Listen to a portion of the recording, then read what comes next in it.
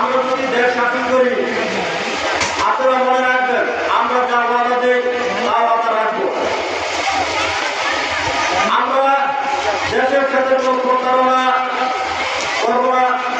আপনারা আমাদেরকে সবাইকে দেখেন, আমি তো বলছি আমাদের 5 বছর লাগবে না, 3 বছরের ভিতরে আমরা দেশের শান্তি ফিরিয়ে আনবো ইনশাআল্লাহ। যাই হোক, সময় সংকটের কারণে বেশি কিছু বলতে পারলাম না। আমার সামনে আরো অনেক বক্তারা আছেন, সম্মানিত মহাসচিব মহোদয় কথা বলেন বিস্তারিত। আমি আমার বক্তব্য এই পর্যায়ে শেষ করলাম। জাতীয় পার্টির পতাকা দিকে দেখা যায়, জাতীয় পার্টির পতাকায় মুসলমানের সংসদে দেখা যায়। নারীর তাকবীর, আল্লাহু আকবার, বিশ্বরী ধর্ম ভোজপুরি জিন্দাবাদ, জাতীয় পার্টি জিন্দাবাদ।